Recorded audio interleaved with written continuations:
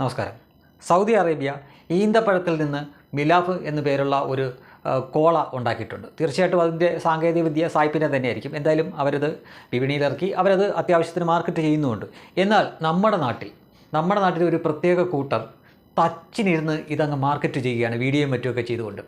അതൊക്കെ ആയിക്കോട്ടെ, കുഴപ്പമില്ല. അവരൊരു പക്ഷേ അവർ ജോലി ചെയ്യുന്ന നാടിനോടുള്ള സ്നേഹം, നന്ദി കാണിക്കുന്നതായിരിക്കും. പക്ഷേ അവരുടെ അതിൻ്റെ കൂട്ടത്തിൽ പറയുന്ന ഒരു വാചകമുണ്ട്. അതാണ് എത്ര ആലോചിച്ചിട്ട് മനസ്സിലാവാത്തത്. എന്താണെന്നല്ലേ?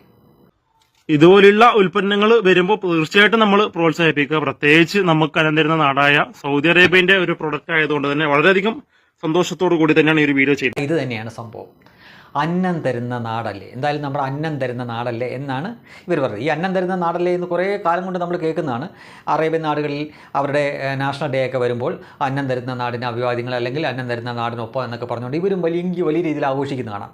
ഞാനൊരു കാര്യം ചോദിച്ചോട്ടെ, നിങ്ങൾ അവിടെ കഷ്ടപ്പെട്ട് വെയിലത്തും നല്ല പൊരി വെയിലത്തും ചൂടത്തും ഒക്കെ നിങ്ങളുടെ ചോര നീരാക്കി നിങ്ങളവിടെ ജോലി ചെയ്യുന്നു, അവർ നിങ്ങൾക്ക് കൂലി തരുന്നു. അത്രയും മതി. അതിനിങ്ങനെ ഡെക്കറേഷൻ ഒന്നും കൊടുക്കേണ്ട കാര്യമൊന്നുമില്ല. അന്നം തരുന്ന നാടെന്ന് പറഞ്ഞുകൊണ്ട്. കാര്യം ഇതേ ഡെക്കറേഷൻ അമേരിക്കയ്ക്ക് കൊടുക്കാറില്ലല്ലോ, UK കൊടുക്കാറില്ലല്ലോ, കാനഡയ്ക്ക് കൊടുക്കാറില്ലല്ലോ, മറ്റേ യൂറോപ്പിനൊന്നും കൊടുക്കാറില്ലല്ലോ. അല്ലെങ്കിൽ സൗത്ത് ആഫ്രിക്കയിൽ ഒരുപാട് ഇന്ത്യക്കാർ ജോലി ചെയ്യുന്നുണ്ട്. അവിടെയൊക്കെ ഇന്ത്യക്കാരും ജോലി ചെയ്യുന്നുണ്ട്, മലയാളികളും ജോലി ചെയ്യുന്നുണ്ട്. അവർക്കൊക്കെ അവിടുന്ന് ശമ്പളവും കിട്ടാറുണ്ട്. പക്ഷേ അവിടങ്ങളിലൊന്നും ഒരാളും അന്നം തരുന്ന നാടിനൊപ്പം എന്ന് പറയാറില്ല. അപ്പോൾ അവരൊക്കെ അവിടെ കിടക്കാക്കുന്നത് എന്താ? അവർ ജോലി ചെയ്യുന്നു, അതിനുള്ള കൂലി കിട്ടുന്നു. എന്തേ അറേബ്യയിൽ മാത്രം, അറബ് നാടുകളിൽ മാത്രം നിങ്ങൾക്ക് ഇങ്ങനൊരു ചിന്ത വന്നത്? അന്നം തരുന്ന നാടെന്ന്. നിങ്ങൾക്ക് അറബികൾ ആരെങ്കിലും അവിടുന്ന് വെറുതെ ഓശാരത്തിന് വല്ലതും തരുന്നുണ്ടോ? ഒന്നുമില്ലല്ലോ. വേറൊരു വ്യത്യാസം കൂടിയുണ്ട്. മറ്റു നാടുകളിൽ നിങ്ങൾ ജോലിക്ക് പോവുകയാണെങ്കിൽ കുറേ വർഷമൊക്കെ കഴിയുമ്പോൾ അവിടെ പ്രത്യേക ഗ്രീൻ കാർഡും പിന്നെ അതുകൂടാതെ തന്നെ നിങ്ങൾക്ക് പൗരത്വവും മറ്റുമൊക്കെ കിട്ടും. പക്ഷേ നിങ്ങൾ ഈ അറേബ്യൻ നാടുകളിൽ എത്ര വർഷം അവിടെ ജോലി ചെയ്താലും നിങ്ങൾക്ക് അവർ പൗരത്വം പോലും തരില്ല.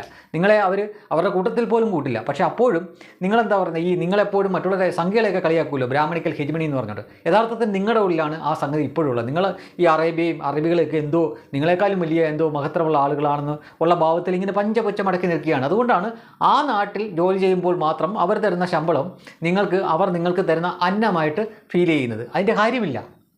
നിങ്ങൾ തന്നെ പറയാറില്ലേ, ഇവിടുത്തെ പട്ടാളക്കാർ പോലും അവരെ നമ്മൾ പ്രത്യേകമായിട്ട് ബഹുമാനിക്കേണ്ട, അവർ ജോലി ചെയ്യുന്നവർക്ക് കൂലിയാണ് കിട്ടുന്നതെന്ന് പറയുന്ന അതേ കൂട്ടർ തന്നെ അങ്ങ് സൗദി അറേബ്യയിലോ അല്ലെങ്കിൽ UAE അതുപോലുള്ള ഗൾഫ് നാടുകളിലൊക്കെ ജോലി ചെയ്താൽ അത് അന്നം തരുന്ന നാടാണ് അന്നേരം. അതെങ്ങനെ? അത് എത്ര ആലോചിച്ചിട്ട് മനസ്സിലാവുന്നില്ല. അപ്പോൾ അമേരിക്ക തരുന്ന അന്നമല്ലേ, കാനഡ തരുന്ന അന്നമല്ലേ, ബ്രിട്ടൻ തരുന്ന അന്നമല്ലേ, സൗത്ത് ആഫ്രിക്ക തരുന്ന അന്നമല്ലേ? അവിടെ ഒന്നും ഇങ്ങനെയൊന്നും പറയാറില്ലല്ലോ. അപ്പോൾ ചിലരൊക്കെ പറയുന്നതൊക്കെ അത് ഈ ജോലി തന്ന രാജ്യത്തോട് നന്ദി കാണിക്കുന്നതാണ്. അപ്പോൾ ആ നന്ദി അമേരിക്കയോട് കാണിക്കണ്ടേ, മറ്റു രാജ്യങ്ങളോട് കാണിക്കട്ടെ? അതൊന്നുമല്ല. മതം, ഞമ്മൻ്റെ നാട്, ഞമ്മൻ്റെ ആൾക്കാർ, നമ്മളെക്കാളും കുറച്ച് കൂടിയ ആൾക്കാർ അവരുടെ മുന്നിൽ പഞ്ചപുച്ച മടക്കി നിൽക്കുന്നു, വിനീത വിധേയത്തോടെ നിൽക്കുന്നു, ഒരു അടിമത്ത ഭാവത്തോടെ നിൽക്കുന്നു. അതിവിടുത്തെ മുന്തിയ മുതലാളിമാർ വരെ ആ ഒരു ഭാവത്തോടെയാണ് നിൽക്കുന്നത്. യഥാർത്ഥത്തിൽ നിങ്ങളുടെ ഉള്ളിലാണ് ഈ ബ്രാഹ്മണിക്കൽ ഹെജ്മണി ഇപ്പോഴും നിൽക്കുന്നത്. അതുകൊണ്ട് മറ്റുള്ളവരുടെ മുന്നേ കൈ കൊണ്ടുമ്പോൾ ആലോചിക്കുക. ഇത്തരം കാര്യങ്ങളൊക്കെ ചെയ്യുകയും പറയുകയും ചെയ്യുന്നത് നിങ്ങളാണ്. വലിയ ഡെക്കറേഷനൊന്നും വേണ്ട. നിങ്ങൾ ജോലി ചെയ്യുന്നു, നിങ്ങൾക്ക് കൂലി കിട്ടുന്നു.